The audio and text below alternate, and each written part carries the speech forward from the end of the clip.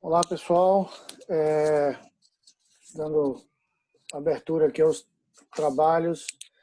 Hoje, mais uma sessão da Caliper, falando de um tema extremamente importante, que é a restrição do crescimento fetal. Um tema que é um tema antigo, que quem trabalha com medicina fetal, desde o começo, tem que abordar esse tema, mas nos últimos anos tem sofrido uma série de modificações, tem tido uma série de discussões de diferentes serviços de medicina fetal no mundo. E a gente convidou o professor Dr. Marcelo Aquino, que é diretor médico da Caliper Escola de Imagem, sócio da escola, e trabalha com isso há bastante tempo e tem uma grande experiência. E ele vai dar a sugestão dele de como diagnosticar e como conduzir esses casos. Marcelo vai ter em torno de 20 minutos para apresentar e depois a gente vai abrir para perguntas. Eu vou deixar os microfones de todos no mudo, né? Eu vou desabilitar o áudio e também vou desabilitar o vídeo e deixar só para os panelistas, porque distrai a atenção muitas vezes, algumas vezes os vídeos, as imagens, tá bom? E durante as perguntas, vocês podem mandar no chat escrito, ou se quiser perguntar oralmente, é só mandar a mensagem que a gente abre para a pergunta, tá bom? Marcelo, um prazer esse encontro virtual aí com vocês. Tem muito tempo que a gente não se encontra, mas boa apresentação e está com você agora. Ok, Manuel, obrigado. Boa noite, pessoal. Um prazer muito grande estar com vocês aqui. A gente vai falar agora de restrição de crescimento fetal, mas focando na parte de diagnóstico e conduta, tá bom? Vamos lá. Então, como definir crescimento fetal? O crescimento final de um feto depende de uma interação entre o seu potencial de crescimento, que é intrínseco, é geneticamente determinado, quer dizer, o feto recebe informação genética para atingir um determinado peso durante aquela gestação, interagido com o ambiente intrauterino. As condições maternas, as condições mesmo fetais e as condições placentárias vão interferir diretamente na possibilidade desse feto atingir ou não seu crescimento intrínseco. E o termo restrição de crescimento fetal ou crescimento intrauterino restrito significa exatamente isso. Aquele feto que não conseguiu, por algum motivo, atingir o seu potencial de crescimento que ele devia ter atingido. Esse feto, por que ele é interesse da obstetrícia, da ultrassonografia obstétrica, da medicina fetal, diagnosticá-lo, né? Porque ele implica no maior risco de morbimortalidade perinatal e mesmo de doenças de início na fase adulta, como diabetes mellitus, doença coronariana, hipertensão. Então, é importante para a gente detectar esse feto. E aí começam a falta de consenso, digamos assim, e a dificuldade do tema, a própria definição do tema. O que vem a ser um feto? Como é a melhor definição de restrição de crescimento fetal é aquela que se baseia no peso fetal. Então, a maioria dos serviços no mundo todo utiliza o critério de um peso fetal abaixo do percentil 10 para uma determinada idade excepcional. Embora essa seja a definição mais utilizada, ela está longe de ser ideal. Por que razão? Primeiro, ela não diferencia o feto constitucionalmente pequeno, aquele feto que é pequeno meramente porque recebeu carga genética para atingir determinado peso, certo? Que é a maioria dos casos, 70% dos casos mais ou menos, dos outros fetos com real restrição de crescimento fetal.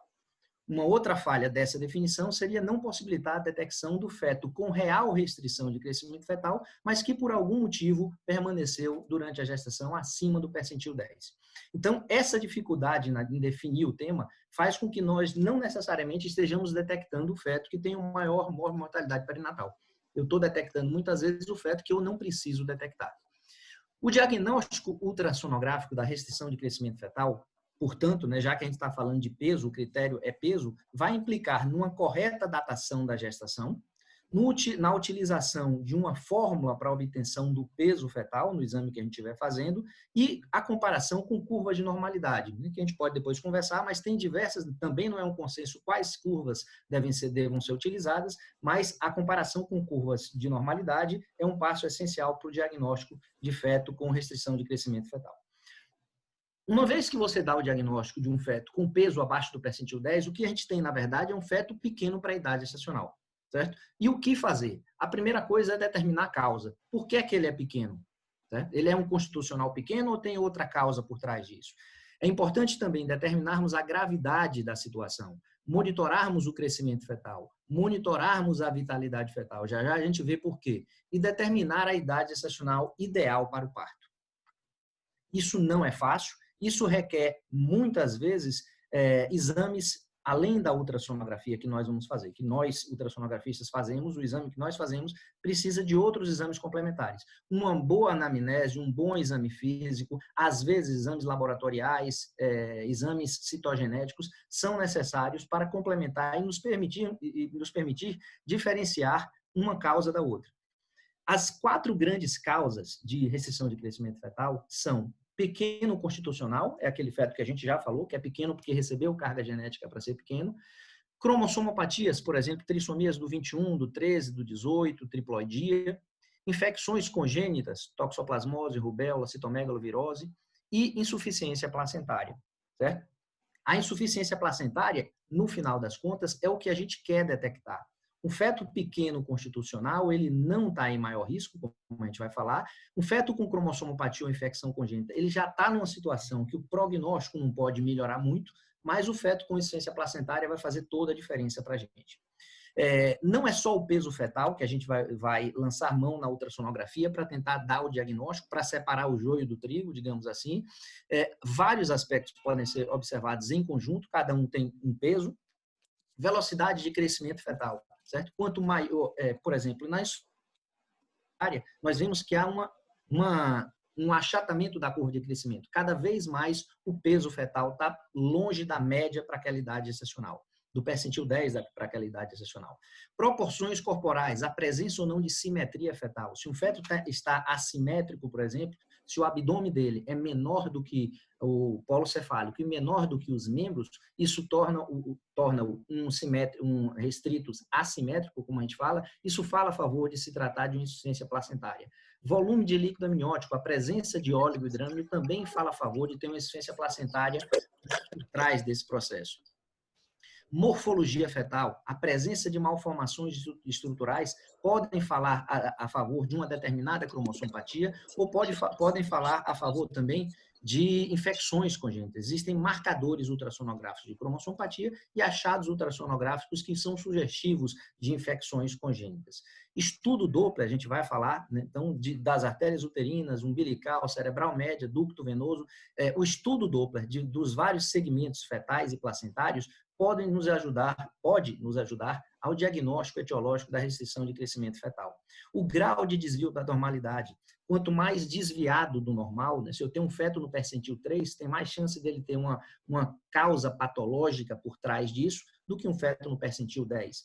E a presença de comorbidades, é importante. Uma mãe hipertensa, uma mãe diabética de longa data, né, uma mãe com síndrome de fosfolípide está em mais risco de ter um bebê com restrição de crescimento fetal do que se não houver comorbidades. O diagnóstico etiológico passa por tudo isso e nos permite dizer que, no caso, por exemplo, se eu estou diante de um feto pequeno, sem malformações estruturais, com volume de líquido amniótico normal, Doppler normal e velocidade de crescimento normal, tudo isso junto fala a favor de que nós estejamos diante de um feto constitucionalmente pequeno. O problema é que esse é um diagnóstico de exclusão. Eu preciso acompanhar durante a gestação toda para ver se ele realmente não tem nada de patológico que esteja sugerindo um outro diagnóstico. Esse feto não apresenta maior morbimortalidade perinatal, nem requer intervenção. Se você for mexer nele, você vai terminar iatrogenizando. O feto com cromossomopatia ou infecção, como já foi dito, é um feto que já tem o prognóstico reservado. Ele não vai se beneficiar com intervenção. Se eu estou diante de um feto pequeno, por outro lado, se eu estou diante de um feto pequeno com curva de crescimento achatada, óligo-hidrâmio e Doppler alterado, Até que se prove o contrário, ele é um feto com insuficiência placentária. É esse feto que me mete medo, é esse feto que a gente tem que diagnosticar. Embora ele esteja em risco de óbito intrauterino, ele tem um prognóstico muito bom se nós o diagnosticarmos em tempo hábil e intervirmos oportunamente. Falando ainda de segmento e conduta, é interessante a gente observar o seguinte, por que o medo da insuficiência placentária? A insuficiência placentária leva a um déficit nutritivo e, por conseguinte, a uma restrição de crescimento, que é o que a gente está falando. Só tem que nenhum bebê morre porque ele é pequeno. O problema do bebê não é ele ser pequeno. O problema é, se ele for pequeno por causa de uma insuficiência placentária, essa insuficiência placentária também vai levar ou pode levar a um déficit respiratório e levar a um sofrimento fetal e um óbito intrauterino. É por isso que o obstetra respeita a restrição de crescimento uterino. Então, isso faz com que, esse risco de hipóxia fetal, faz com que ao longo de toda a gestação nós tenhamos que avaliar o crescimento fetal, sim, mas também avaliarmos a vitalidade fetal, o bem-estar fetal. Avaliando esses dois aspectos, nós conseguimos determinar a gravidade do caso, identificar os fetos em maior risco e determinar a época, ou tentar determinar a melhor época do parto e a melhor via para o mesmo. Qual a época? Certo? A época ideal do parto é simples a gente botar no papel, seria quando a idade fetal, óbito neonatal, perdão, né, pela prematuridade, a depender da idade gestacional que a gente faça o parto. Só que isso é difícil de ser determinado. Não tem um exame único que vá me apontar isso aí. Então, toda avaliação ultrassonográfica, com todo o perfil materno, pode apontar, pode nos ajudar a resolver o problema, mas não é tão simples assim. Realmente, o obstetra em contato direto com outros vasos de baixa resistência. E essa queda na resistência vascular é transmitida retrogradamente até chegar nas artérias uterinas. Se eu tenho um achado de um Doppler de artéria uterina mostrando resistência vascular aumentada, o que é que significa isso? Que a invasão trofoblástica não aconteceu da forma devida. Em outras palavras, a placentação foi inadequada. Isso, os estudos mostram que implicam em riscos de patologias associadas a uma má placentação, que seriam o quê? Doença hipertensiva específica da gravidez e a restrição de crescimento fetal, que é o assunto desse nosso bate-papo. As artérias umbilicais, por sua vez, por que avaliá-las? As artérias umbilicais participam por continuidade do sistema viloso terciário. Então, o fluxo na artéria umbilical depende da resistência placentária. Ele vai refletir exatamente o que está acontecendo na circulação fetoplacentária. Então, se a mãe desenvolve uma hipertensão ou qualquer outra doença que lese a placenta, isso vai resultar, no final das contas, numa diminuição do fluxo diastólico final. Então, inicialmente, nós temos uma sístole normal, certo? Mas o fluxo diastólico mínimo é uma progressão. Isso aqui são estágios diferentes da mesma patologia. Então, inicialmente, se observa uma diminuição do fluxo diastólico. Se nada for feito, ou se nada puder ser feito, vai evoluir ou pode evoluir para diástole zero, ausência de fluxo diastólico, ou mesmo fluxo diastólico reverso. São gravidades diferentes de uma mesma patologia. Artéria cerebral médica, sim, a artéria umbilical, ainda na artéria umbilical, perdão, a artéria umbilical é um sinal precoce de alerta. Os trabalhos mostram que ele tem uma boa correlação com o comprometimento fetal, né? Então, é uma boa arma para ser utilizada na restrição de crescimento fetal? Sim, mas ele não é bom, ele não está muito associado com comprometimento fetal avançado. Então, ele não é o vaso a dizer, a determinar o momento preciso do parto. Certo? Ou, em outras palavras, ele se altera muito cedo. Né? A artéria cerebral média, por sua vez, em decorrência da alteração do fluxo, né, da lesão placentária e do aumento da resistência vascular na umbilical, com a diminuição do seu fluxo diastólico, o feto passa a estar em um estado de privação de oxigênio. Então, a placenta não está mais oxigenando o feto da forma que devia oxigenar. Então, o feto vai automaticamente ativar o seu mecanismo de proteção, que é o quê? Ele vai alterar seu perfil hemodinâmico a ponto de causar vasoconstricção em tudo aquilo que não é território essencial. Né? E desse território essencial estão o cérebro, o coração e as suprarrenais. Então, o cérebro vai sofrer uma vasodilatação. E essa vasodilatação pode ser observada no Doppler de artéria cerebral média.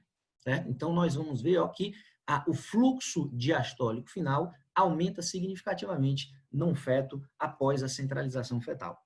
Da mesma forma que a gente falou para o Doppler de umbilical, essa alteração da cerebral média também não é no estágio muito avançado.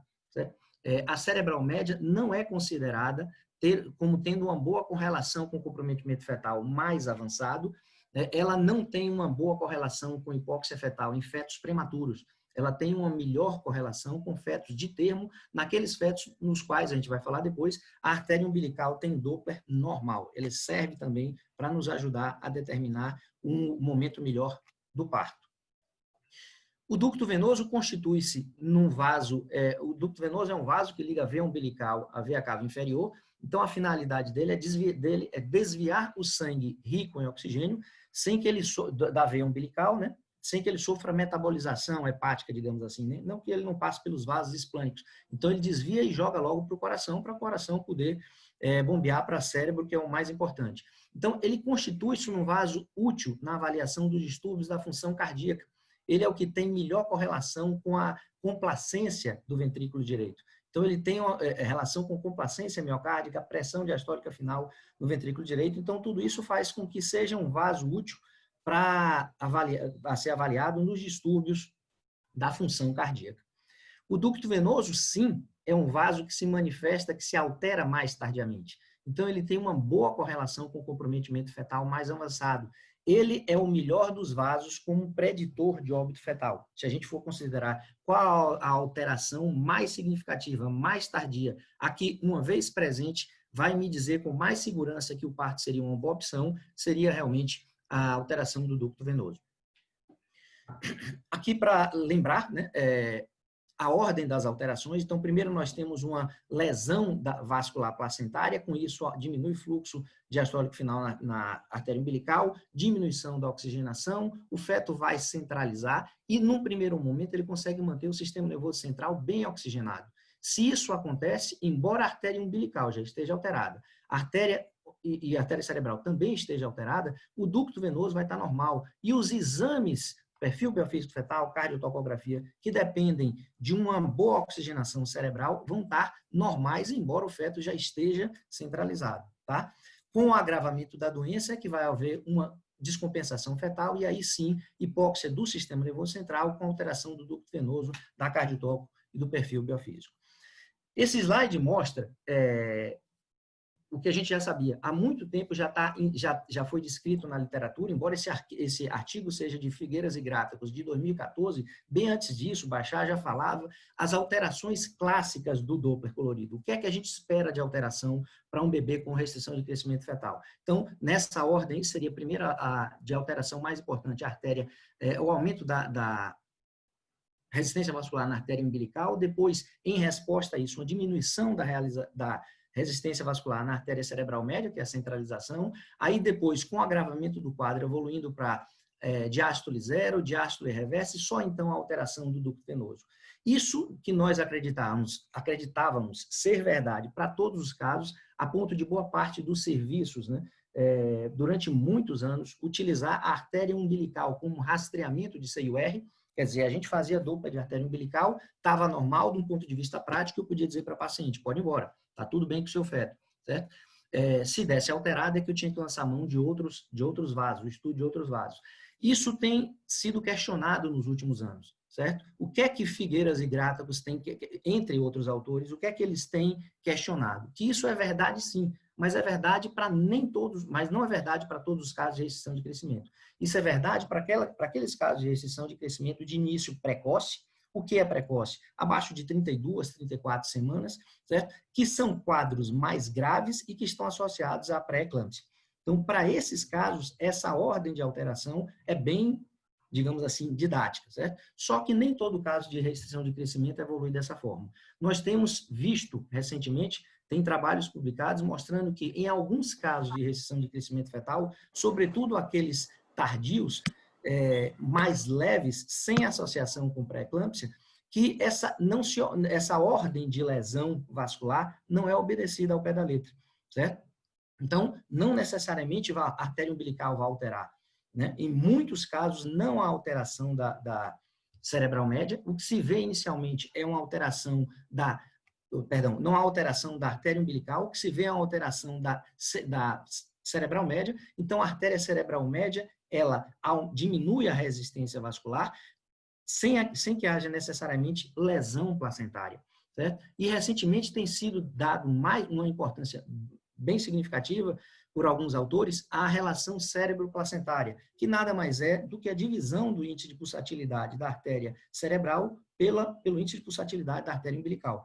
E, na opinião desses autores, seria um índice mais sensível a essas alterações. Ou seja, antes da artéria umbilical superar o seu percentil 95, que é o que eu chamo de alterado, antes da artéria cerebral média ficar abaixo do percentil 5, que é o que nós chamamos de alterado, a relação cérebro-placentária já está abaixo do percentil 5, e que isso é relevante para identificar fetos em risco. Até porque esses fetos que são submetidos, né, que vivem num regime de restrição mais tardio, são fetos menos tolerantes à hipóxia.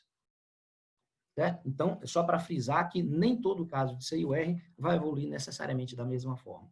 E tem surgido também, mais recentemente, protocolos que se baseiam nessas observações. Certo? Aqui estão protocolos do grupo de Barcelona, que eu acho que vale a pena ser citado, embora ele precise de estudos randomizados subsequentes para ser validado, ele tem alguns pontos positivos que eu gostaria de citar. Primeiro, ele classifica, né, a situação do feto com restrição de crescimento em estágios, ainda que nós não sejamos, que nós não respeitemos isso de forma absoluta. Não é isso aqui que eu acho que é o mais importante. Essa gradação, sim, né? Dizer exatamente se está no nível 1, nível 2, não é isso que nos importa, mas saber que é uma gradação e que, para avaliação inicial, outros aspectos que não a artéria umbilical é importante. A artéria umbilical é importante, sim, mas também o peso fetal abaixo do percentil 3. Já tem revisões sistemáticas mostrando isso,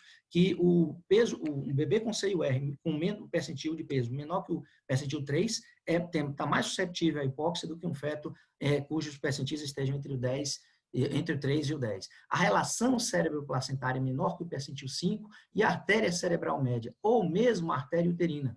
Mesmo a artéria uterina, quando a resistência vascular está alterada nesse vaso, ou seja, acima do percentil 95, isso também colocaria esses fetos em um maior risco de hipóxia fetal. Tá? Essa gradação é interessante nesse protocolo. Outra coisa interessante no protocolo é que ele procura, de uma forma bem simples, determinar quais são os vasos a serem avaliados, com que frequência eu vou avaliar, né? Como é que eu vou dar o diagnóstico de um agravamento da situação e ele dá uma perspectiva sobre quando a melhor época do parto e se o parto pode ser via baixa ou tem que ser via alta, via cesárea, certo? Ele reforça que todos os achados Doppler velocimétricos têm que ser confirmados após 12 horas, porque você tem uma taxa de falso positivo, sobretudo para cerebral médio. Então, se eu for resumir isso aqui é um resumo. Aqui está o protocolo de Grátakos e de Figueiras e Grátakos, e aqui está um resumo que eu acho que vale a pena a gente bater para discutir depois. Então, ele classifica os fetos. Primeiro vem aquele feto, todo feto que eu vejo, uma vez que eu esteja frente a um feto PIG, um feto cujo percentil esteja menor que o percentil 10 para aquela idade gestacional, eu devo fazer uma avaliação completa, que inclui Doppler de uterina, Doppler de umbilical, Doppler de cerebral médio, certo? Com a avaliação desses 3 vasos e mais a avaliação em que percentil o peso fetal está, eu consigo ver se o bebê está grávido ou se não está. Feto PIG acima do percentil 3, ou o que ele chama de restrição leve, sem alterações do Doppler, ele sugere que o Doppler seja repetido a cada 2 semanas e a previsão de parto com 40 semanas. E fala, inclusive, que esse parto é susceptível de ser um parto induzido. O feto, depois, num segundo momento, se o feto está abaixo do percentil 3, quer dizer, uma situação um tanto quanto mais grave do que, né, se estiver só apenas abaixo do percentil 10, o feto está acima do percentil 3, ou a avaliação do Doppler está alterada, né? Os exames de Doppler estão alterados. Quais exames? Uterinas, umbilical, cerebral média, ou a relação cérebro-placentária, qualquer um dos 4 certo, pessoal? Então, o peso fetal abaixo do percentil 3 ou qualquer uma dessas alterações joga o feto para um estágio um pouco mais grave, que requer acompanhamento semanal e que ele diz que o parto não deve ser feito após 37 semanas. Na mesma evolução dessa gravidade, o feto PIG com diástole zero, ele sugere um acompanhamento 2 vezes por semana, certo? Eu não estou dizendo que eu acredito, nem que eu sigo fielmente todos cada passo desse protocolo. Por exemplo, feto com diástole zero, eu prefiro fazer Doppler diário, não fico tranquilo fazendo Doppler a cada 3, 4 dias, mas ele sugere 2 vezes por semana e um parto com 34 semanas, obrigatoriamente via alta. E, por fim, o feto com diástole reversa ou ducto venoso alterado sugere um Doppler diário e parto com 30 semanas. O raciocínio é que o Doppler ducto venoso alterado é tão grave que o bebê, estando acima de 30 semanas, valeria a pena fazer a cesárea. O estágio mais grave seria o ducto venoso com fluxo reverso, com onda A negativa, né? Esse é um estágio tão grave, quase pré-óbito, que ele sugere que tão logo o feto tenha viabilidade, seja feita a corticoterapia e interrompida a gestação. Eu acho que é isso que eu tinha para falar no primeiro momento, Manuel, e aí a gente vai discutir, estou aberto a questionamentos e comentários. Obrigado pela oportunidade. Marcelo, aqui é Rafa, boa noite a todos. Eu sou Rafael Leiroz, coordenador acadêmico da Caliper. Manuel Sarno acabou de cair pela terceira vez da nossa aula, então a gente vai seguindo, né, e daqui a pouquinho ele vai estar de volta. Eu estou dando uma olhada aqui no chat. Eu conectei aqui com... eu conectei aqui com o celular, mas eu estou sem as perguntas aqui do chat. Perfeito. Estou correndo as perguntas. Continue coordenando aí as perguntas, por favor. Tá certo. Tem uma pergunta aqui, Marcelo, de Bruno Sequeira. Ele diz o seguinte, ele pergunta o seguinte: tem alguma tabela de ducto venoso para o terceiro trimestre?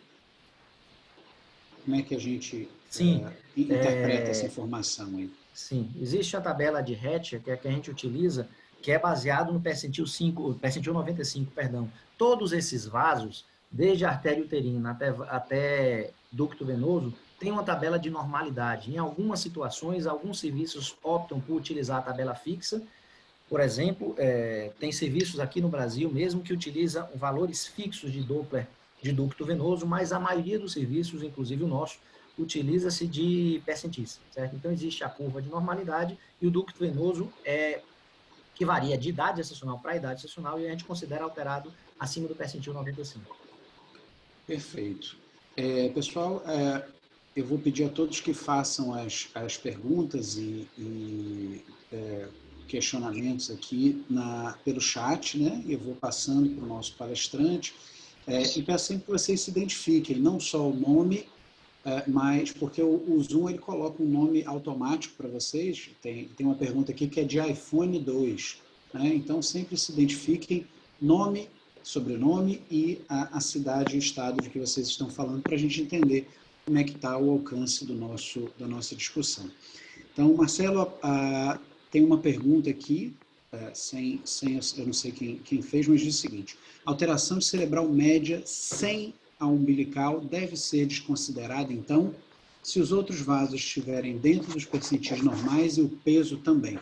Ou seja, a cerebral média isolada tem valor? Na minha opinião, não. Carecem de estudos para provar isso. Só um porém, certo? Se o bebê estiver pequeno, se tratar de um feto pequeno para a idade gestacional, o achado de uma cerebral média alterada não dita conduta num bebê prematuro, certo? Mas atingidas 37 semanas, ainda que o Doppler umbilical esteja normal, só o fato da cerebral média estar alterada, já tem trabalhos mostrando que isso realmente vale a pena interromper a gestação.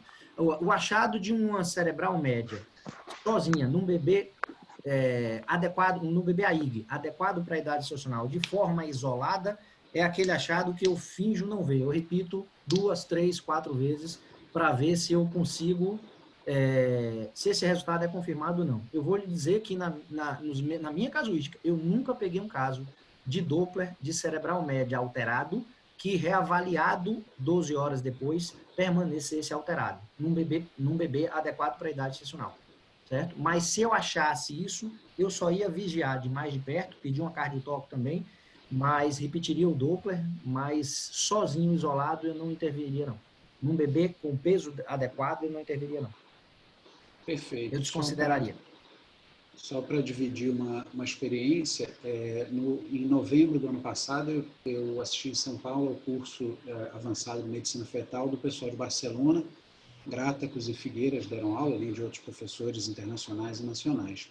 E essa pergunta foi feita para Figueiras, e ele disse muito claramente, se o peso está normal, não faça o Doppler.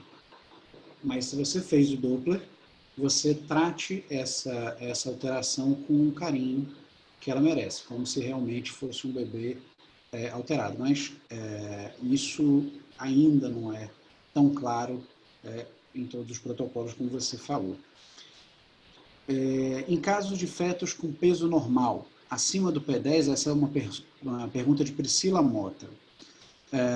Em caso de feto com peso normal, acima do P10 e não caindo na curva de percentil, mas com aumento de resistência da umbilical e vasodilatação de cerebral média, sugere-se um acompanhamento como restrito tardio? Qual a sua sugestão nesse caso? Um Doppler de umbilical alterada? Aumento de resistência na umbilical e redução da resistência da cerebral média, ou seja, o padrão que a gente usa para diagnóstico, né? Da restrição de crescimento, mas o peso está normal e na curva de crescimento ele não está caindo. Não está caindo. O fato dele não cair na curva de crescimento fala contra ser restrição de crescimento. Então, não seriam aqueles casos de restrição, não sugere que tenha sido um caso de restrição que, porque era, digamos assim, a carga genética, o peso programado para ele ser era muito grande, por isso que mesmo caindo o peso, ele não caiu abaixo do P10. Eu respeito esse caso. Diferente da umbilical, da pena cerebral média alterada, um feto, embora com peso normal, mas com umbilical alterada, se não for um falso positivo, eu tenderia a interromper com 37 semanas. Perfeito. Marcelo, Débora faz a seguinte pergunta. Só uma coisa, Rafa, repetindo esse Doppler e persistindo essa alteração, tá? Isso pode ser um falso positivo, mas se não for um falso positivo, eu interromperia com 37 semanas. Perfeito. Então, no caso, respeitando aquela sugestão do grupo de Barcelona de repetir com pelo menos 12 horas, não é isso? Entre uma avaliação e outra. Rafa, eu só queria complementar aqui a pergunta, Marcelo, para você ter a oportunidade de comentar também sobre o local de insonação, né? Que às vezes isso também pode interferir no sonograma do vaso. De maneira geral, a cerebral média, a umbilical que você está falando, cerebral média, mas vamos lá. Umbilical. Umbilical, pronto. Então, a umbilical, de maneira geral, a gente insona qualquer alça livre de cordão umbilical, certo? Porque o raciocínio se tiver normal nessa alça livre, vai estar normal próximo de inserção umbilical. Próximo da inserção do cordão umbilical no feto. Foi interessante, Manuel, porque não dá para falar tudo aqui, mas o que o Manuel falou procede, né? Quanto mais próxima da placenta, quanto mais longe do feto, maior a resistência vascular, certo? Perdão, quanto mais próximo do feto, mais longe da placenta, maior a resistência vascular. Então, o local de se insonar, o ideal é próximo da inserção do cordão umbilical na placenta. Então, de maneira geral, a gente insona em qualquer alça livre. Se der normal, encerrou o assunto. Se der alterado, obrigatoriamente você vai ter que se dar o trabalho de localizar a inserção placentária e insonar exatamente na inserção do cordão umbilical na placenta. Única exceção, gestação gemelar, que aí inverte. Mesmo sabendo que a resistência vascular vai estar maior próximo do feto, a única forma de eu saber que aquele cordão se trata exatamente daquele feto é insonando o próximo. Você faz nas duas artérias umbilicais, se você só faz uma? Não, só faço uma.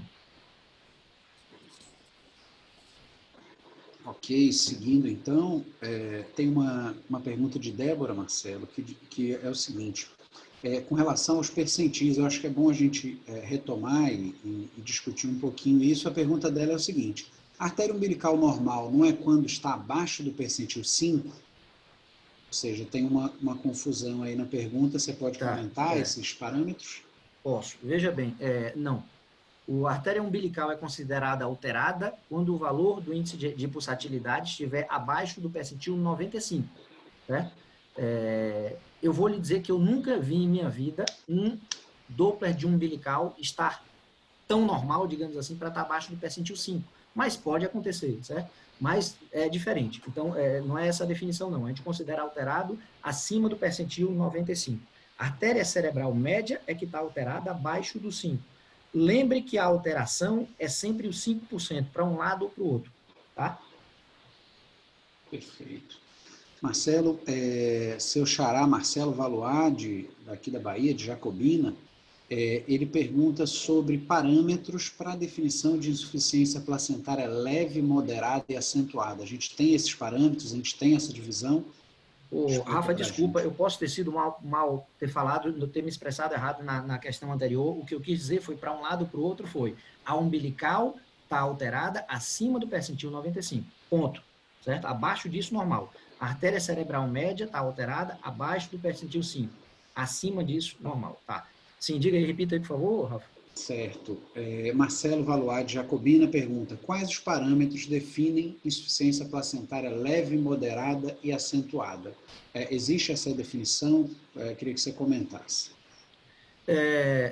Não é consenso isso não, certo? Não é a própria definição de insuficiência placentária. A partir de que momento eu vou chamar insuficiência placentária? Se a gente, como viu, a gente tem dificuldade de dar o diagnóstico de restrição de insuficiência placentária, quanto mais classificá-la. Essa classificação de Gratacus que ele colocou aqui, você pode compartilhar a tela aí, por favor, Mano? Não estou conseguindo voltar aqui. Obrigado. Aqui, ó. Essa é apenas uma sugestão. Se você me perguntar se isso é seguido, não. Particularmente, eu não gosto de me deter a esses estágios. Ó. Então, qual a classificação de Gratacus? Ele considera um bebê pig se o peso estiver acima do percentil 3. Peso acima do percentil 3. E Doppler normal, ele não chama de insuficiência placentária. Certo? Ele não chama. Ele chama de pequeno constitucional, de feto pig. A partir da alteração do Doppler, ou do peso fetal estar tão baixo quanto o percentil 3, é que ele chama de estágio 1, certo? Esse ele já chama de restrição de crescimento. Mas isso é questionável. Pela própria definição de percentil, eu espero que 3% da minha população normal se enquadre nisso. E esses 3% não vão ter insuficiência placentária e eu vou estar chamando equivocadamente de insuficiência placentária. Então, mais importante do que uma classificação, no meu entender, seria o que eu fazer de acordo com cada uma dessas, frente a cada uma dessas alterações, tá? Mas ele classifica em leve no estágio 1, grave no estágio 2. Mas isso é uma definição dele, isso não é consenso na literatura, não. Perfeito. Marcelo, seguindo então, Rafaela Paiva, Rafaela Paiva é o dono do computador. A pergunta é de Daniel Salles, de Garanhuns, Pernambuco. A pergunta é bem direta. Quando consideramos um feto centralizado? Ok. E a resposta é bem direta. Quando o Doppler de artéria cerebral média mostrasse no percentil, ou mostrasse abaixo do percentil 5. Então, centralização seria o achado de um índice de pulsatilidade na cerebral média menor do que o percentil 5. Certo. Perfeito. Eu acho que essa pergunta, Marcelo, ela tem a ver com a ideia que durante muito tempo se colocou como feto centralizado aquele que tivesse todo o conjunto de insuficiência placentária grave e em sofrimento, né? E é bem mais simples do que parece. Por isso, algumas pessoas optam, alguns especialistas optam por não utilizar esse termo, porque gera confusão, né? Sim. A definição de centralização fetal passou, uma época, Rafa, pelo conceito de relação cérebro-placentária alterada. Lembra que a gente utilizava? Perfil hemodinâmico fetal abaixo de 1 ou acima de 1, a depender do que você colocasse no numerador, no denominador, você chamava de centralização fetal. Mas hoje há um consenso na literatura em chamar o índice de pulsatilidade centralizado quando o índice de pulsatilidade estiver abaixo do percentil 5. Perfeito. Marcelo, Sara não diz de onde é, ela pergunta o seguinte: qual o período ideal para avaliação das artérias uterinas? E aí você vai precisar esmiuçar aí a finalidade, né? Depende do que você quer, na verdade, certo? Se você quer rastreio de pré-eclâmpsia, certo? A artéria uterina tem algumas funções. Se eu for considerar o rastreio da pré-eclâmpsia, ela é mais efetiva no primeiro trimestre. Porque se der alterada, tem o que eu fazer, né? A introdução de aspirina até 16 semanas diminui a incidência de forma significativa a incidência de pré-eclâmpsia. Então, se o objetivo é rastreio de pré-eclâmpsia, que se faça no primeiro trimestre, certo? Se você quer considerar como Gratacus faz, que também não é consenso, tá? Gratacus é um dos poucos autores que considera a artéria uterina como fator preditor de resultado perinatal adverso, certo? Se você for olhar no American College, no Royal College, eles consideram a artéria uterina para rastreio de pré-eclâmpsia e de CIUR, mas não muda a conduta, certo? E então, se você está considerando como Gratacus que uma artéria uterina alterada é um dos fatores para se dar o diagnóstico de insuficiência placentária, ela deve ser feita em todo feto que você pegar, todo feto pígrico, independente de idade gestacional. Beleza.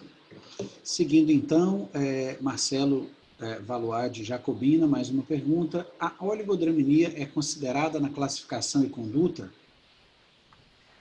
É um fator agravante, certo?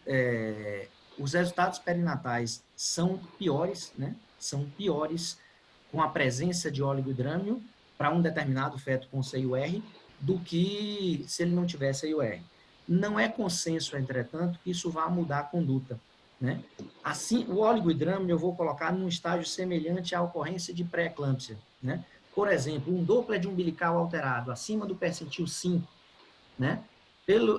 Por esse protocolo de Gratacus. Esse protocolo de Gratacus, ele responde aos protocolos, por exemplo, do Royal College, na maioria das situações. Tem um ou outro aspecto que ele diverge, certo? Mas, de maneira geral, ele é bem parecido. Então, perdão, Rafa, também foi fazer um comentário. Não. A pergunta era sobre o oligodrâmio, né? Porque você Sim, o está oligodrâmio. Então, veja, a presença de oligodrâmio, o achado de uma pré-eclâmpsia, ao invés de você interromper uma gravidez com 37 semanas, se o Doppler umbilical tivesse alterado, eu interromperia com 34. Né? Se eu tenho um bebê com restrição de crescimento, que está com oligodrâmio e Doppler de umbilical alterado, você espera até 37 semanas? Não. Eu interromperia com 34 semanas. Então, embora não seja consenso, é um fator agravante. Né? Não existe uma receita de bolo para tudo. Né? Se você tem tem diversas variáveis que podem ser lançadas na situação que vão complicar mais ou menos cada caso. E cada caso tem que ser pensado individualmente. No oligodrame me faz antecipar o parto se o Doppler estiver alterado. Perfeito. Marcelo, Sônia pergunta o seguinte: feto de 36 semanas, tá? É um casinho clínico. Feto de 36 semanas no percentil 13 e CA, né, circunferência abdominal no percentil 3. Tem relação cérebro-placentária alterada, abaixo do percentil 5, e a cerebral média isoladamente também. Sendo que a curva de crescimento desse feto se desviou para a direita. Artérias uterinas alteradas e a pergunta final. Parto com 37 semanas? Sim.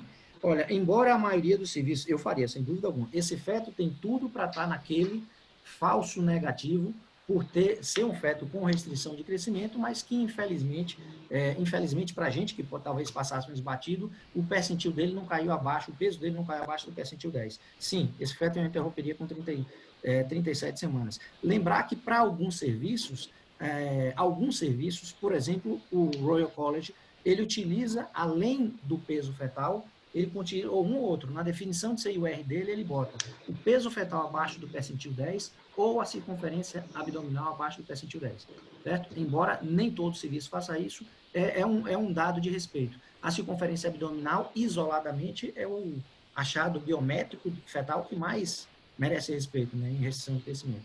Então, sim, eu interromperia com 37. Perfeito. Agora aqui uma pergunta de Ana Cláudia Dias para Marcelo Obstetra. Feto PIG de menos de 26 semanas, vale a pena fazer corticoide? Ana é do Rio de Janeiro, minha conterrânea. Depende. Qual é o perfil? Olha, depende. Se você tiver num serviço, se você for investir nesse feto, se esse feto é um feto viável, você deve ter a conduta de quem está apostando no feto.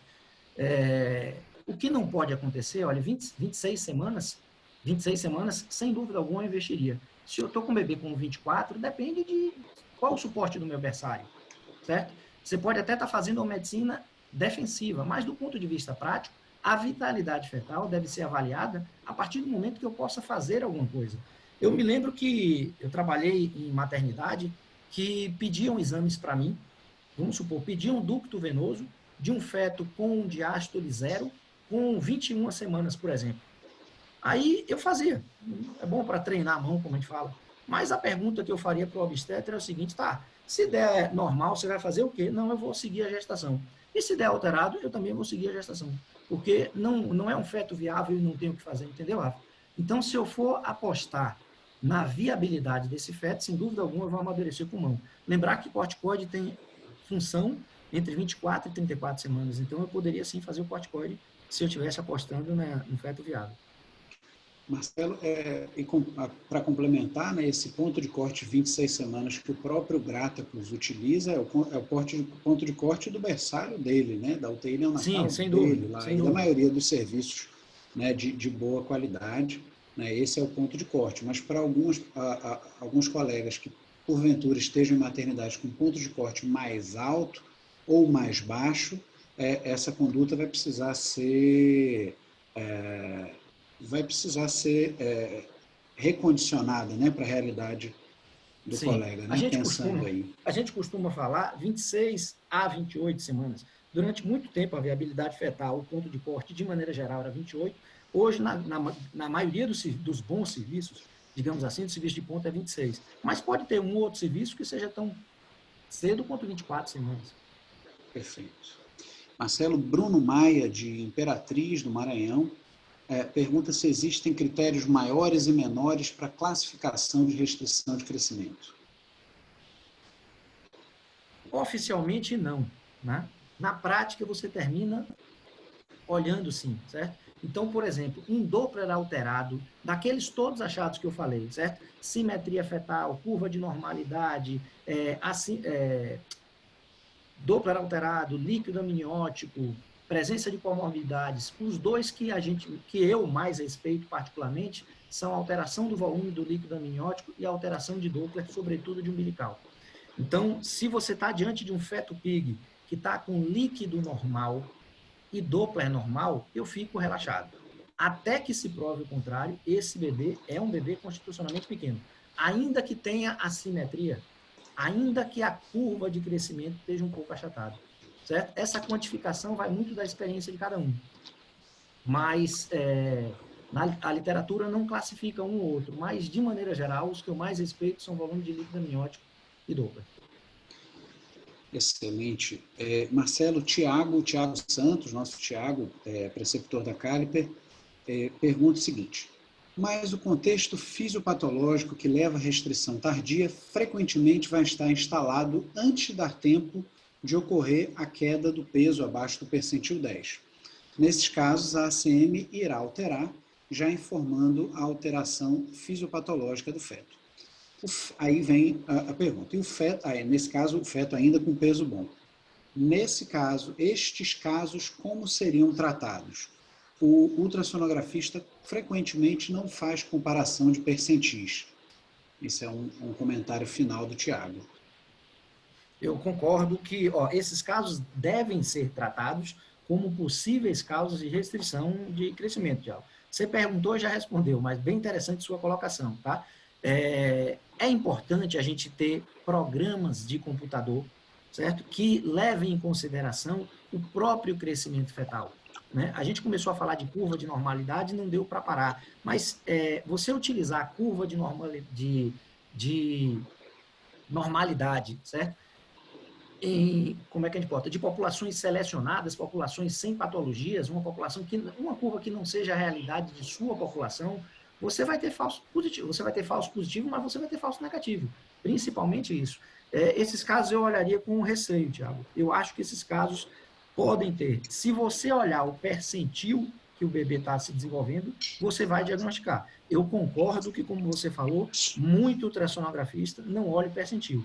É para olhar, certo? Uma queda de percentil, o feto que estava no percentil 80, que caiu para o 60, que caiu para o 40, que caiu para o 20, esse feto está com restrição.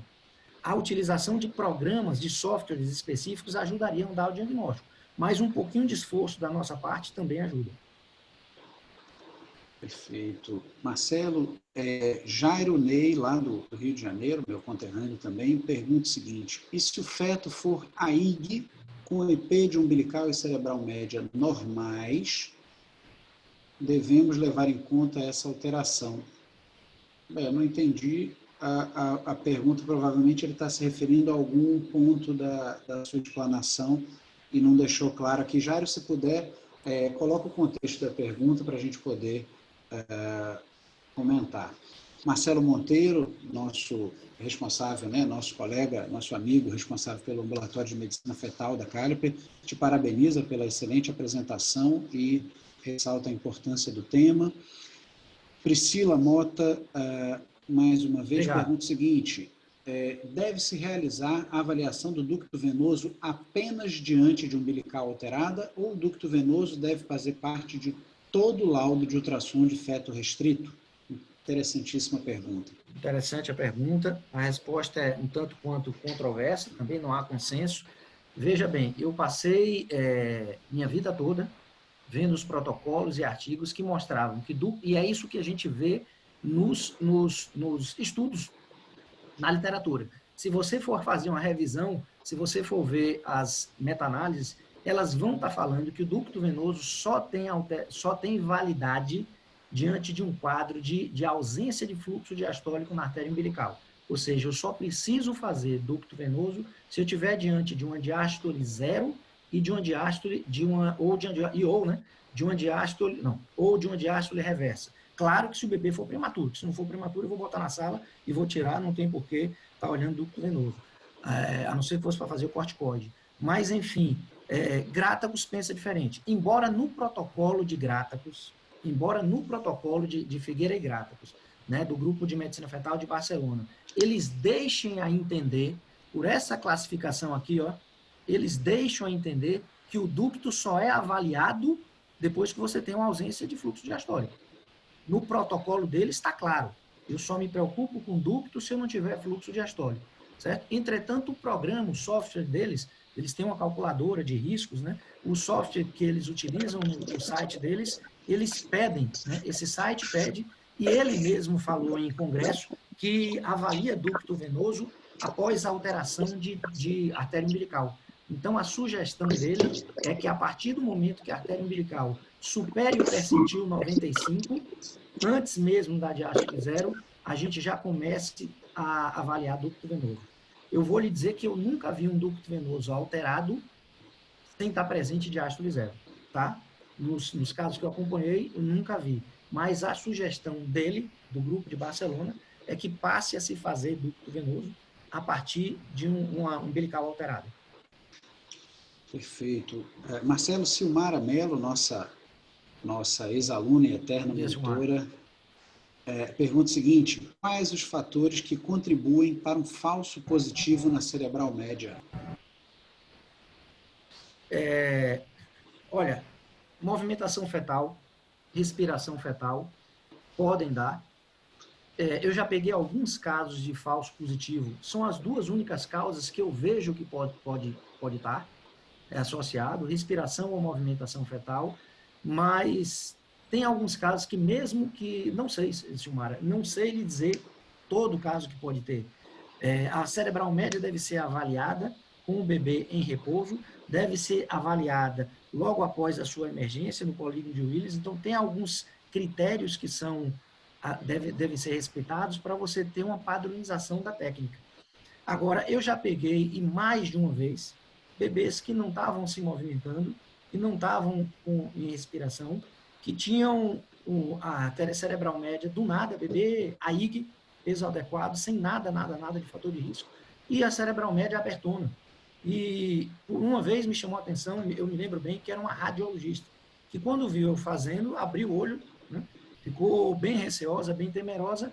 O que eu fiz foi tranquilizá-la, repeti o exame depois de 20, 30 minutos e já estava normal, né? Eu não sei todas as causas que podem falsear o exame, mas é importante que o Doppler seja repetido, certo? Se você puder esperar 12 horas, que se espere 12 horas. Alguns casos podem ser graves o suficiente para requerer uma repetição em menos tempo, né? Se eu estou pegando um paciente com ducto alterado, não necessariamente vou esperar 12 horas. Eu peço para o paciente aguardar um pouco, em meia hora, uma hora, eu repito de novo.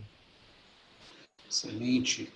Nádia Souza, de Guanambi, ela diz que está com feto de 28 semanas, é um restrito, peso abaixo do percentil 3, com o IP da umbilical acima do 95, cerebral média normal e uterinas acima do... uterina, né, o IP médio acima do percentil 95, e no SUS ela só consegue Doppler semanal. Você acha arriscado seguir esse bebê? Não. Pelo que eu estou entendendo, ela está abaixo do percentil 3, não tem nenhum critério que precise fazer Doppler mais do que uma vez por semana. Então, essa paciente estaria bem acompanhada se você fizer Doppler semanal. Até que o quadro se agrave, Doppler semanal é o suficiente. Lembrar a interrupção com 37 semanas. Né? Excelente. Pergunta, então, de Ana Cláudia Dias, do Rio de Janeiro. A elastometria ajuda na avaliação placentária nestes casos? Eu vou assumir minha ignorância, viu? Nunca ouvi falar em elastografia para placenta, para insuficiência placentária. Manuel, Rafa? Não, na aula de domingo, teve um professor lá da... De onde era, Rafa? De Israel, não? Turquia, eu acho. Ele apresentou um trabalho...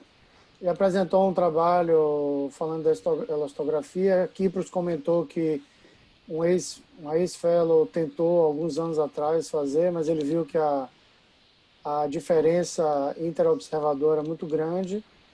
E, na verdade, estou estudando e ninguém usa, até onde eu sei, ninguém usa na prática. Né? Mas, assim, a minha impressão é que a gente está patinando na avaliação da função placentária. Né? Eu tenho visto alguns trabalhos de ressonância. Eu acho que ressonância no futuro talvez seja interessante. E talvez a elastografia. Tem esse software que o pessoal de Barcelona está usando para pulmão, que vê a densidade pulmonar para ver maturidade pulmonar, talvez no futuro talvez eles queiram testar para a placenta. Mas assim, a minha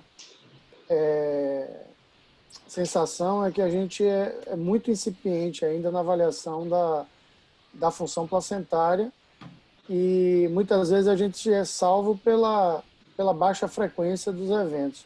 Mas quando você trabalha numa unidade de referência e pega os casos alterados, não é infrequente você ser surpreendido com essa evolução tranquilizadora e de repente você pega um óbito fetal entre um exame e outro e a placenta entra em falência de uma forma abrupta. Ô Marcelo, lembrar também em relação à dilatação da cerebral sobre o tabagismo. Né? Então, se a paciente ela é fumante, aí no Brasil é mais difícil, mas aqui na Inglaterra não é tão infrequente. Né?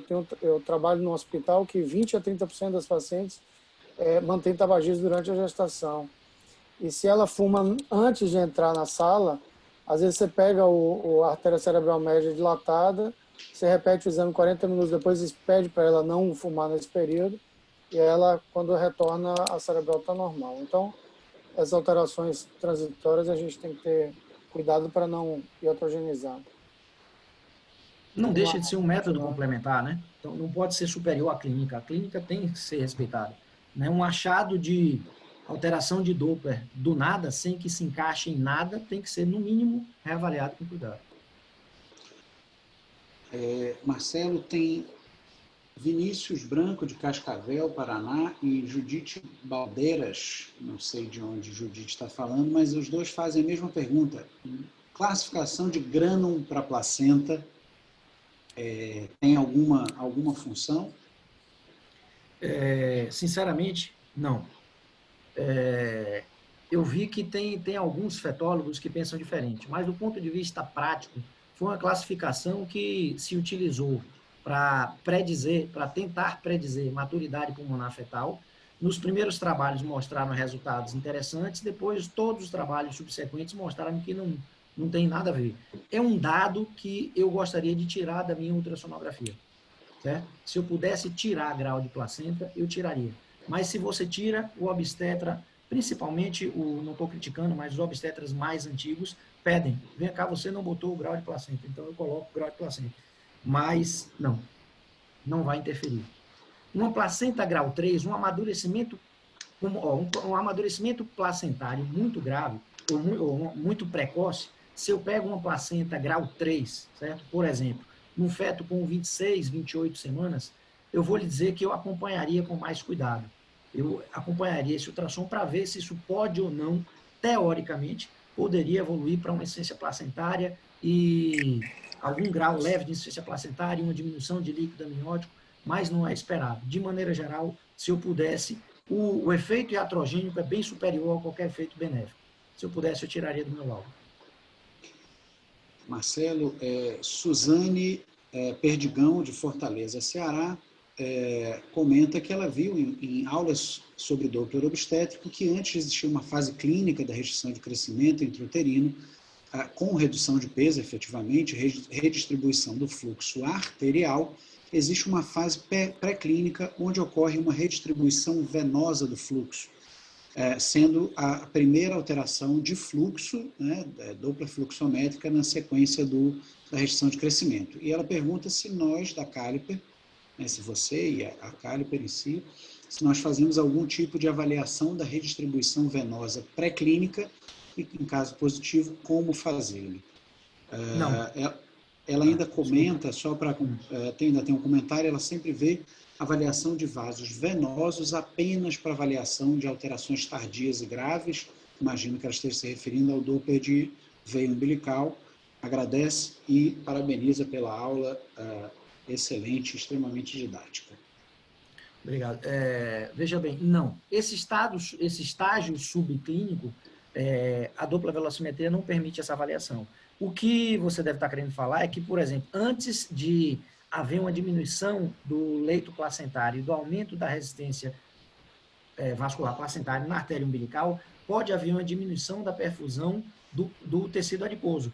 Isso pode explicar uma queda do peso antes de uma queda da oxigenação fetal, certo? Isso acontece em alguns casos, mas vejam bem, não necessariamente o peso vai ser a primeira coisa a cair, certo? Uma insuficiência placentária vai atingir, ele pode atingir um feto pelas duas vertentes. Ele pode levar a uma restrição, 2 fetos com o mesmo grau de insuficiência placentária, um pode ter uma redução de peso mais significativa que o outro, e o outro cair o peso muito menos, e, no entanto, entrar em hipóxia fetal. Então, não necessariamente há uma sequência que tenha que ser respeitada. Certo, Marcelo. Genki Goto, nosso ex-aperfeiçoando, faz um comentário, né, que tem muita dificuldade nas datações, que boa parte dos pacientes dele chegam com a primeira ultrassom com 30 semanas, o que dificulta esse diagnóstico. Acho que é a realidade de todos nós que fazemos ultrassom obstétrico, né, medicina fetal. Ricardo Murici, também nosso amigo, aluno e monitor. Ricardo parabeniza pela excelente exposição. E agora uma dúvida de Débora Andrade, aqui de Salvador, né, do Hospital Aeroporto. Débora, primeiro, parabeniza pela aula e diz o seguinte: ela utiliza o software Astraia para laudar. Às vezes, no final da gestação, ela vê discrepância entre as tabelas do Astraia e as do aparelho, do Voluson, que é o que ela utiliza.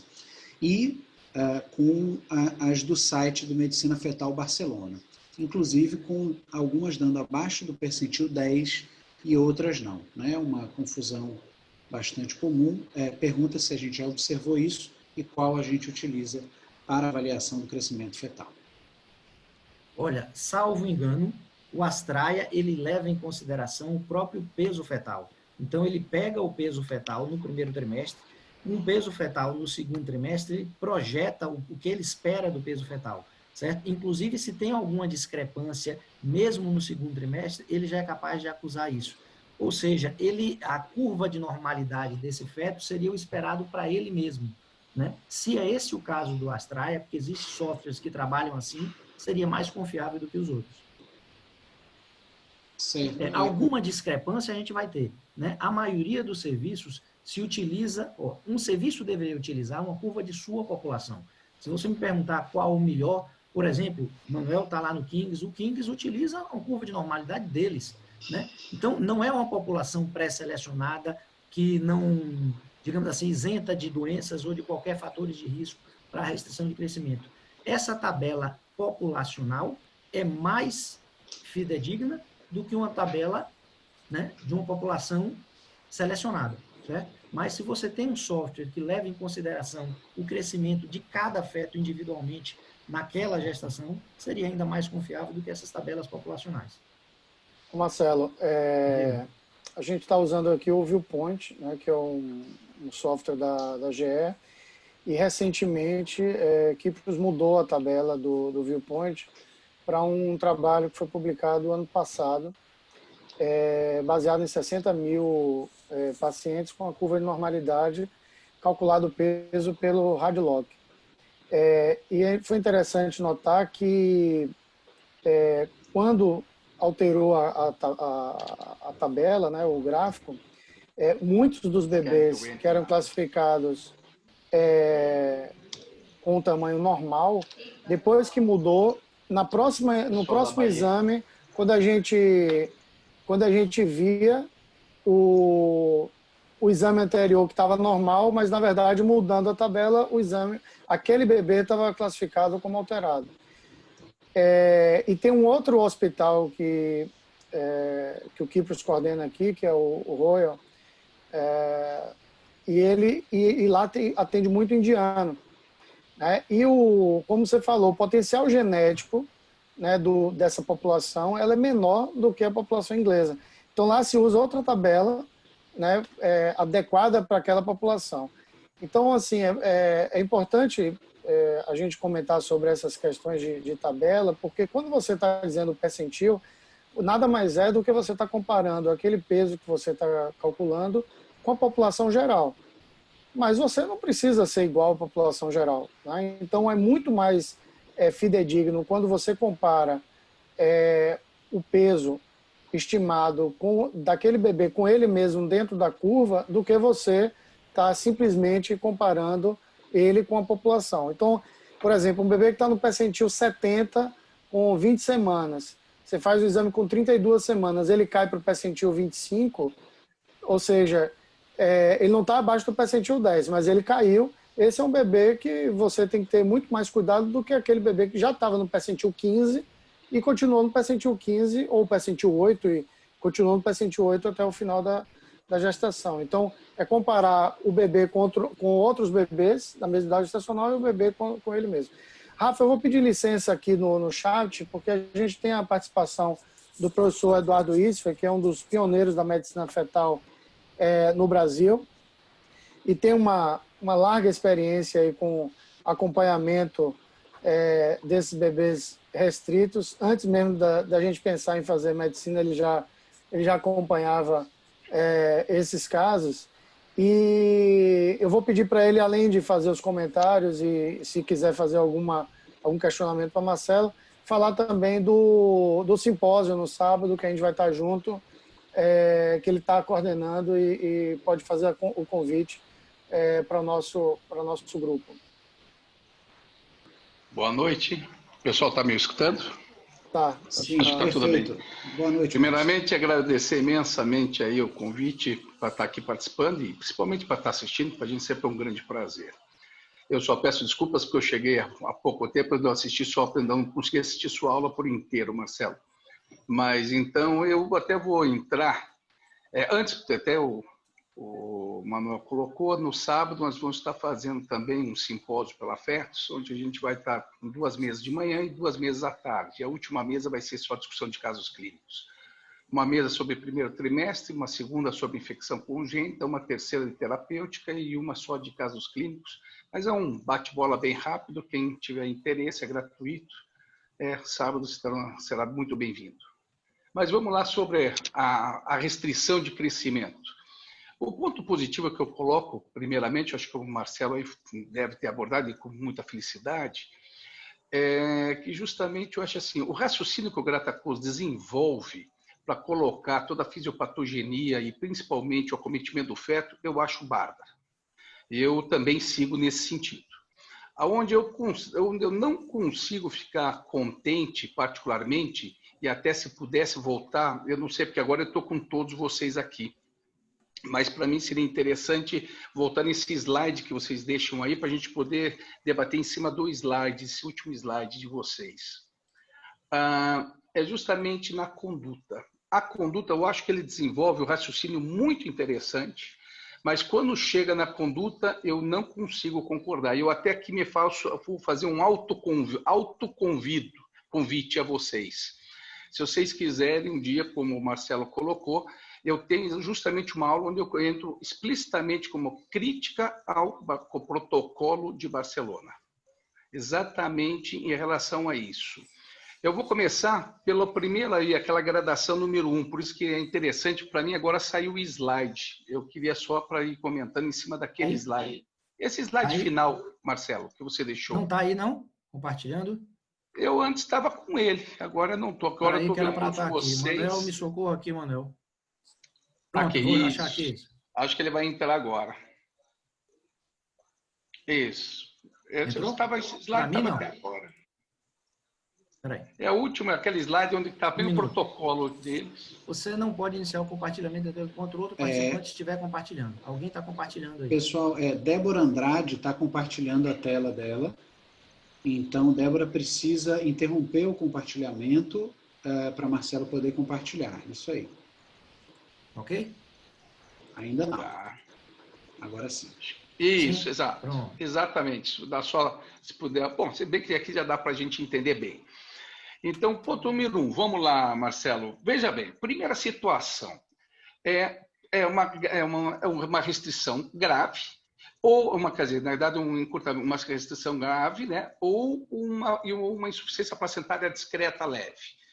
Até aqui eu posso até relativamente concordar, mas o que nós temos? Vitalidade, para mim, são 2 tópicos básicos. Respiração e alimentação, ou a vitalidade em si. É o crescimento fetal e a parte de oxigenação. O crescimento fetal, nós temos que partir da premissa que existe aquela etapa de hiperplasia, hipertrofia, que se somam e termina por hipertrofia. Se a hipertrofia não for importante, por que é que depois de 32, 33 semanas, praticamente não temos mais hiperplasia e só temos hipertrofia? E praticamente nós crescemos 1 quilo até 28 semanas, 1,1 kg, e triplicamos no último trimestre. Se isso não for importante, eu não sei então por que a gente tem hipertrofia. Então, para mim, é extremamente importante. Essa triplicação do peso nos últimos 3 meses é de extrema importância para o quê? Para o futuro desenvolvimento neuropsicomotor e todas as outras estruturas, hepática, função renal e tudo mais. Por isso que, primeiro ponto, para mim, restrição de crescimento não é 3º percentil. Para mim, é o 10º percentil e continua sendo 10. Porque se raciocina você está abaixo do seu 10º percentil do seu peso, faça isso para uma criança de 3 anos de idade. Quero ver se você vai deixar o pediatra tranquilo, dentro da linha de crescimento, se essa criança cair abaixo do 10º percentil. Você vai desenvolver um raquitismo nessa criança, uma queda do desenvolvimento neuropsicomotor muito grande. Então, eu não aceito. Para mim é 10º percentil. Não tem que mexer no que está ganhando. Não, veja bem, primeiro ponto. vamos excluir radicalmente o inconstitucional, o PIG normal. Eu não estou entrando exclusivamente em restrição de crescimento por insuficiência placentária.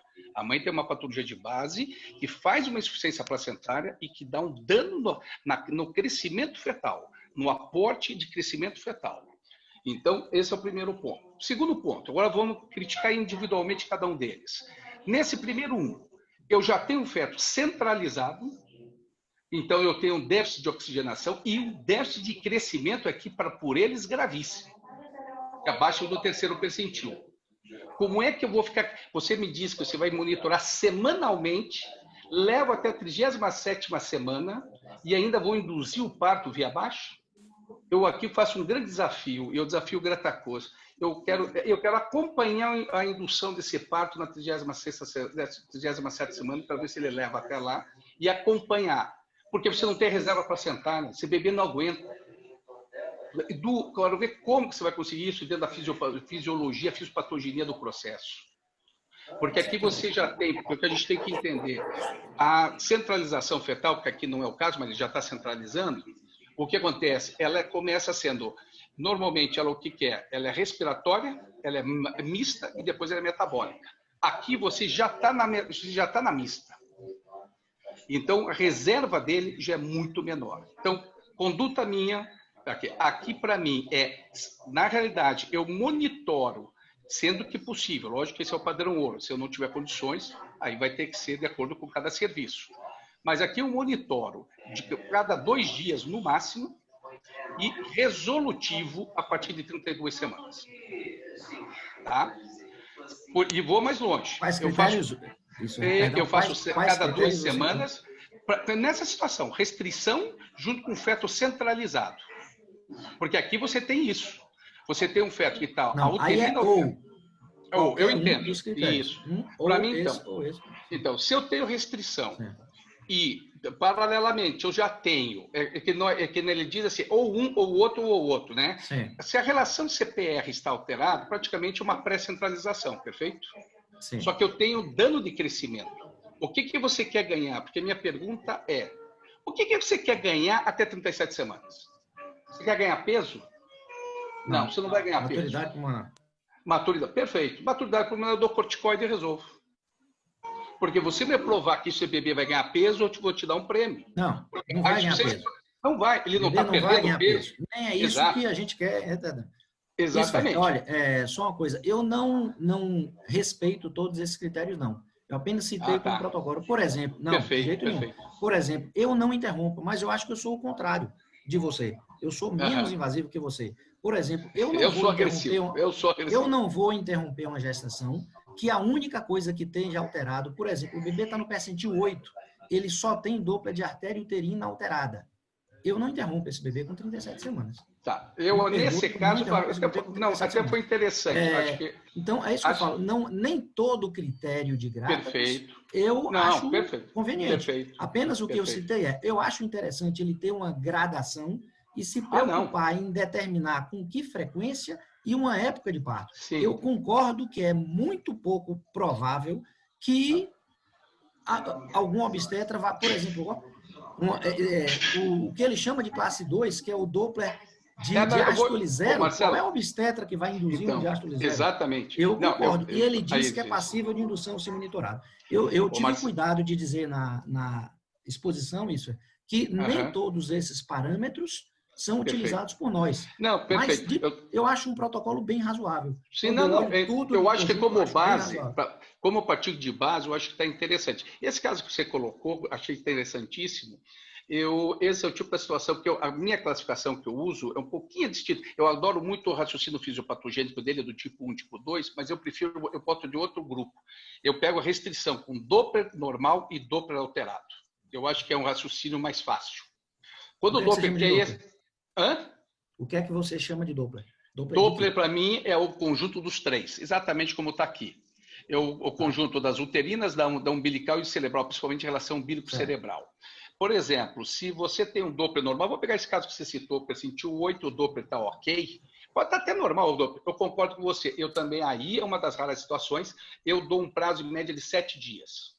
Mas eu também não vou muito além, porque eu volto a dizer, qual é o normal? O feto, de uma semana para outra, a partir do terceiro trimestre, o feto tem que ganhar no mínimo 150 gramas a 200, em média 150.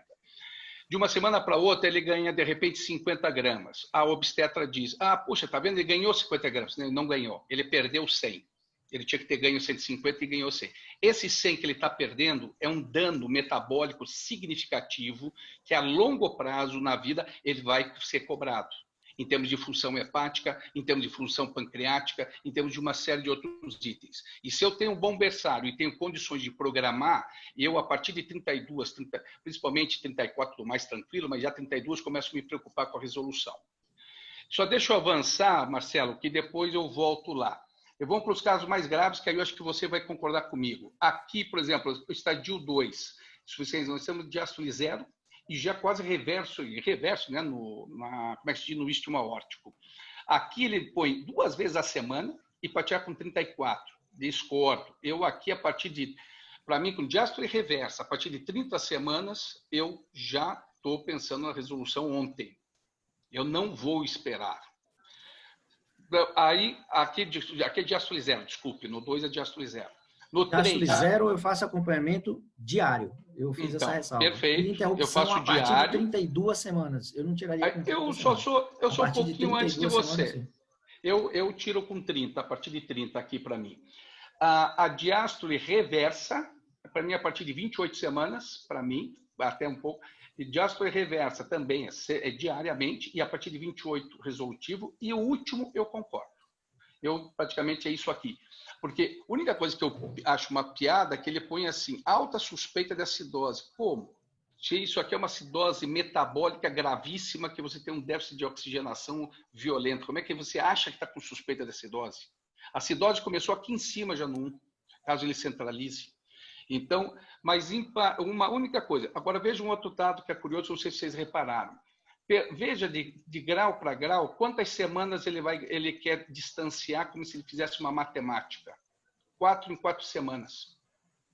Então, para mim, quer dizer que a insuficiência placentária ela muda de grau a cada 4 semanas? Não, isso aqui é extremamente dinâmico. Então, para mim, eu aqui sou bem mais agressivo. Para mim, aqui é a partir de 32 no 1, a partir de 30 no 2, a partir de 28 e a partir de 26. Eu fico mais confortável em termos pela gravidade que isso significa de insuficiência placentária, tá? Então, porque aquilo que eu falo sempre, viu, Marcelo? Gosto, não sei se você já deve ter assistido. Esse lance do feto, por exemplo, com 29 semanas, ele tem que ganhar 150 gramas, ele ganhou 50, quer dizer, não ganhou 50, ele perdeu 100. Isso, ele consome todos os aminoácidos essenciais e vai usar o não essencial. Isso chama-se síndrome de Kwashiorkor. O que é síndrome de Kwashiorkor? É o raquitismo na infância.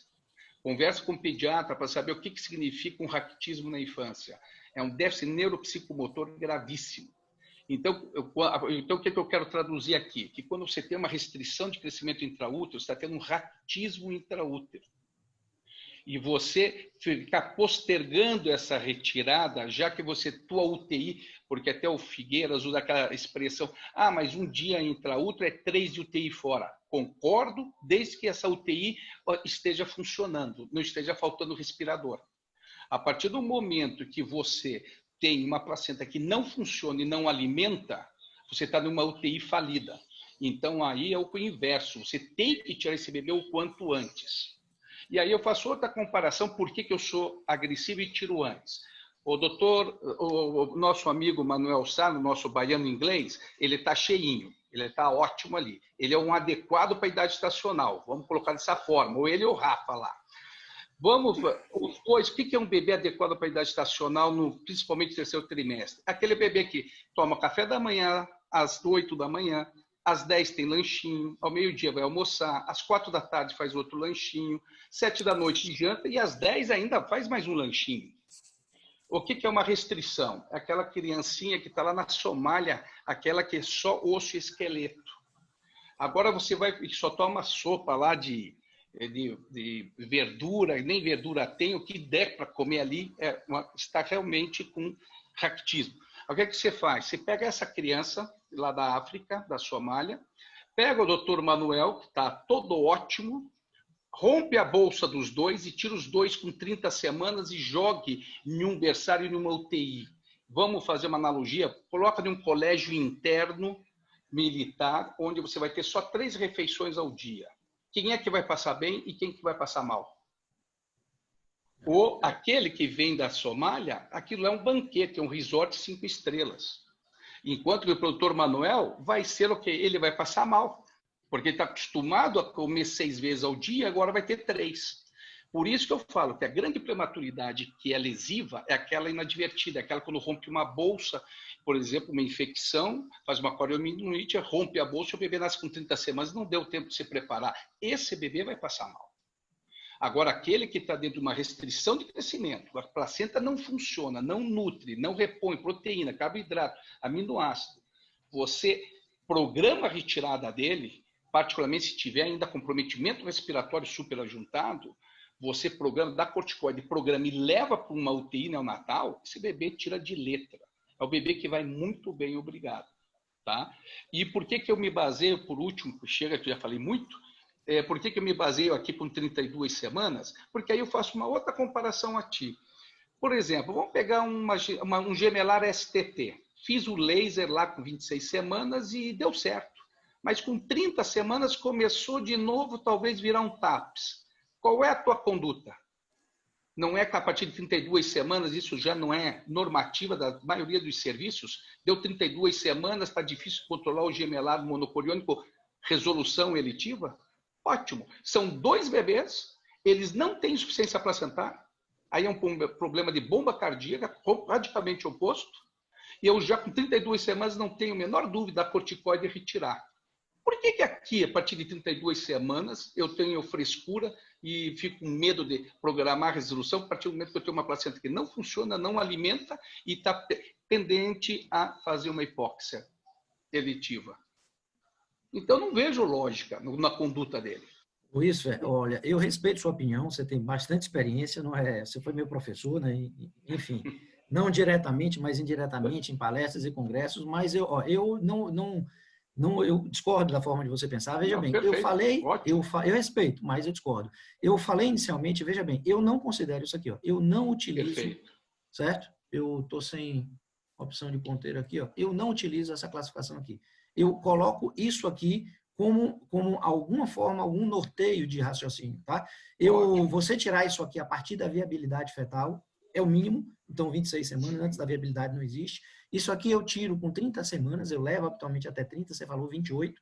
Esse aqui com 32 eu tendo a interromper, certo? Agora esse aqui com 32, me perdoe, eu penso bastante diferente. Embora eu não ache que esses achados isolados sejam muito significativos. É questionável se um bebê, você está sendo, por exemplo, ó, você sugeriria a interrupção da gestação num bebê com peso abaixo do percentil 3 com 37 semanas? Sim, mas já ouvi de vários obstetras dizendo que o raciocínio, e obstetra é bom, viu? Não é obstetra com academicismo dizer o seguinte, pô, você está desconsiderando que 3% da população normal vai estar aqui dentro e eu posso heterogeneizar nesses 3%. Outro viés, você está em São Paulo, provavelmente no Santa Catarina ou no Einstein, em algum hospital que tem um berçário que é melhor do mundo, né? A gente está falando da realidade do Brasil, né? Que é totalmente diferente. Tirar um bebê com 32 semanas é problema grande na maioria dos hospitais públicos do país da gente. Aqui na Bahia, especificamente, é problema grande, não é pequeno, não. Entendeu? Nesse ponto, o que eu puder aguentar de aqui, esses pacientes eu vou aguentar. O que você pincelou aí também é importante. Isso eu também, e nesse ponto eu concordo, só faltou dar esse adendo. Isso que eu falei, eu considero o padrão ouro, perfeito? Dentro da possibilidade que você está, realmente, como se citou, eu tenho tipo um Einstein astrais, eu tenho alguma estrutura grande. Obviamente que o que eu acabei de dizer é que eu falo para todo mundo, quando eu vou dar uma palestra, é mais ou menos como você vê aí no exterior. Por exemplo, o Manuel está lá com o Kipos. O Kipos vai dar uma palestra? Ele dá uma palestra para primeiro mundo. Agora, eu que estou no terceiro mundo, não tenho condições de aplicar aquilo, eu tenho que adaptar a minha realidade. É o que eu falo, geralmente, quando a gente dá palestra pelo Brasil. Eu falo, gente, eu vou dar uma aula de padrão ouro. Lógico que agora cada um de vocês vão ter que se adaptar para a sua realidade e ver se é possível. Por exemplo, teu berçário diz, olha, não adianta tirar com 32 que eu não aguento. Você não vai poder tirar com 32. Você vai ter que adaptar. Foi como, eu acho que teve uma colega aí que perguntou, que o Rafa leu até a pergunta, que ela falou, e se eu não tiver o Doppler? Uma vez eu dei uma palestra, eu brinco, né? Eu falei, olha, se você não tiver Doppler, aí paciência, vai usar PINAR, vai usar a ausculta, e mobilograma. Não dá para fazer ausculta, usa PINAR. Se não tem nem PINAR na maternidade, faz sinal da cruz, seja o que Deus quiser, meu filho. Ou seja, tem que ir se adaptando para cada um na sua realidade, não tem jeito. Mas isso que você colocou é uma grande verdade. Eu acho que o Brasil é muito extenso. No interior do Acre vai ser difícil aplicar esse mesmo que eu estou propondo, ou que você esteja propondo. Porém, o que eu tento raciocinar é em função da fisiopatogenia do processo. Tá? Uma pergunta só para vocês. Vocês consideram o percentil abaixo do 3 ou abaixo do 10? A gente considera abaixo do 10. É 10, mas é porque foi falado isso a exposição toda. Desculpe, essa parte eu não peguei. Percentil 10, certo? 10 também, né? Exato. Eu também. Tá, isso é. Obrigadão, a gente se vê no sábado. Obrigado, desculpe aí invadir vocês, mas foi um prazer, Marcelão, um dia eu vou te convidar, nós vamos fazer, você põe o teu protocolo, eu ponho o meu, aí nós vamos ficar aí discutindo. Mas eu já vi que é o seguinte, você é mais ou menos do meu time. O duro é quando eu descubro, estou aqui com o pessoal da USP, que pelo amor de Deus, eles querem ficar usando radiotocografia desde o 1 aqui, ó. Desde o 1, só quando a cardiotoca alterar. Aí eles mas você é bem mais invasivo que eu, viu? Bem mais invasivo que eu. Mas eu bem sempre mais fui. Invasivo que eu. Um abraço, gente. Muito obrigado mesmo, hein? Valeu, obrigadão, um abraço. Até sábado. Um abraço, tchau para vocês. Gente, normalmente a gente encerra com 1 hora, né? A gente já tem 1h30 de discussão.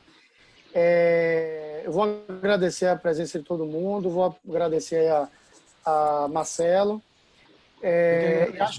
Eu acho que é um tema que a gente deve voltar a discutir ou pegar algum ponto, né? Porque a restrição de crescimento é extremamente extenso, né? Para a gente poder avançar e aprofundar mais na discussão. Tá bom? Então eu vou encerrar aqui essa apresentação. A semana que vem, como toda terça-feira, a gente tem a nossa reunião às 18 horas. Eu vou estar lançando virtualmente o livro de perda gestacional que eu escrevi junto com meu professor, orientador Ricardo Barini, meu grande amigo Marcelo Cavalcante de Fortaleza. A gente ia lançar na Sogesp, mas com esse Covid aí a gente acabou suspendendo tudo, e a semana que vem a gente vai lançar junto com a editora Manoli o livro. E estou esperando o livro, hein, Vício? Cadê o seu livro que a gente escreveu o capítulo até hoje? Já tá na editora. A chamada ao vivo aqui. A chamada ao vivo. Eu comecei a escrever depois do seu, e o meu já saiu, o seu ainda não. Valeu, gente. Só uma última colocação. Vocês tiveram ao vivo aqui uma aula sobre vingança. Manuel chamou Isfer dizendo que ele foi professor de todo mundo, começou a medicina fetal antes de todo mundo, ou seja, chamou de velho. Na hora do exemplo do feto gordo, quem foi? Manuel. Eu entrei de lambuja só porque meu vídeo está aberto aqui. Pessoal, obrigado. Marcelo, parabéns pela aula. Obrigado pela oportunidade. Um abraço aí, grande abraço a vocês todos. Tudo de bom. Valeu, gente. Até terça que vem, 18 horas, pessoal. Um abraço. Abraço. Até terça. Tchau, tchau.